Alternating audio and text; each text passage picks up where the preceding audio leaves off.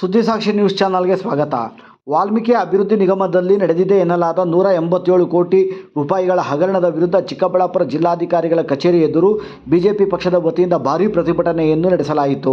ಪ್ರತಿಭಟನಾಕಾರರನ್ನು ಉದ್ದೇಶಿಸಿ ಬಿಜೆಪಿ ಪಕ್ಷದ ಮುಖಂಡ ಆನಂದ್ ರೆಡ್ಡಿ ಮಾತನಾಡುತ್ತಾ, ಪರಿಶಿಷ್ಟ ಪಂಗಡದವರ ಅಭಿವೃದ್ಧಿಗಾಗಿ ಮೀಸಲಿಟ್ಟ ಹಣವನ್ನು ನೆರೆಯ ತೆಲಂಗಾಣದಲ್ಲಿ ನಡೆದ ಚುನಾವಣೆಗಾಗಿ ಅಕ್ರಮವಾಗಿ ಬಳಸಿರುವುದು ಸಾಬೀತಾಗಿದ್ದು, ಇದರ ನೈತಿಕ ಹೊಣೆಯನ್ನು ಹೊತ್ತುಕೊಂಡು ಮುಖ್ಯಮಂತ್ರಿ ಸಿದ್ದರಾಮಯ್ಯನವರು ಈ ಕೂಡಲೇ ರಾಜೀನಾಮೆ ನೀಡಬೇಕೆಂದು ಅವರು ಆಗ್ರಹಿಸಿದರು. ಪ್ರತಿಭಟನೆಯಲ್ಲಿ ಭಾಗಿಯಾಗಿದ್ದ ಬಿಜೆಪಿ ಪಕ್ಷದ ಜಿಲ್ಲಾ ಪ್ರಧಾನ ಕಾರ್ಯದರ್ಶಿ ಎಚ್.ಎಸ್. ಮುರಳೀಧರ್ ಮಾತನಾಡುತ್ತಾ, ಕಳೆದ 1 ವರ್ಷದಿಂದ ರಾಜ್ಯದಲ್ಲಿ ಅಭಿವೃದ್ಧಿ ಕೆಲಸಗಳು ಸಂಪೂರ್ಣವಾಗಿ ಸ್ಥಗಿತಗೊಂಡಿದೆ. ಗ್ಯಾರಂಟಿ ಯೋಜನೆಗಳ ಹೆಸರಿನಲ್ಲಿ ಮಂತ್ರಿಗಳು ಹಾಗೂ ಸಚಿವರು ಹಣವನ್ನು ಕೊಳ್ಳೆ ಹೊಡೆಯುತ್ತಿದ್ದಾರೆ. ದಿನಬಳಕೆಯ ವಸ್ತುಗಳ ಬೆಲೆ ಗಗನಕ್ಕೇರಿದೆ. ಪೆಟ್ರೋಲ್, ಡೀಸೆಲ್, ಹಾಲು ಹಾಗೂ ಇನ್ನಿತರ ವಸ್ತುಗಳ ಬೆಲೆ ದುಪ್ಪಟ್ಟಾಗಿದೆ. ರಾಜ್ಯದಲ್ಲಿ ಒಂದು ರೀತಿಯಲ್ಲಿ ತುಘಲಕ್ ರಾಜ್ಯಭಾರ ನಡೆಯುತ್ತಿದೆ ಎಂದು ಸರ್ಕಾರದ ವಿರುದ್ಧ ಕಿಡಿಕಾರಿದ ಅವರು, ಈ ಕೂಡಲೇ ಮುಖ್ಯಮಂತ್ರಿ ಸಿದ್ದರಾಮಯ್ಯನವರು ರಾಜೀನಾಮೆ ನೀಡಬೇಕೆಂದು ಅವರು ಆಗ್ರಹಿಸಿದರು.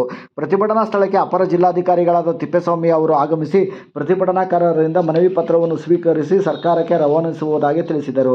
ಪ್ರತಿಭಟನೆಯಲ್ಲಿ ಎಸ್ಟಿ ಮೋರ್ಚಾ ಜಿಲ್ಲಾ ಪ್ರಧಾನ ಕಾರ್ಯದರ್ಶಿ ನವೀನ್ ಕುಮಾರ್, ಜಿಲ್ಲಾ ಪ್ರಧಾನ ಕಾರ್ಯದರ್ಶಿ ಮಧುಸೂರ್ಯನಾರಾಯಣ ರೆಡ್ಡಿ, ಗೌರಿಬಿದನೂರಿನ ಶಾಂತಕುಮಾರ್, ಗುಡಿಬಂಡೆಯ ಗಂಗಾರೆಡ್ಡಿ, ಅಶೋಕ್, ಸಂತೋಷ್ ಹಾಗೂ ಇನ್ನಿತರರು ಪ್ರತಿಭಟನೆಯಲ್ಲಿ ಭಾಗವಹಿಸಿದ್ದರು.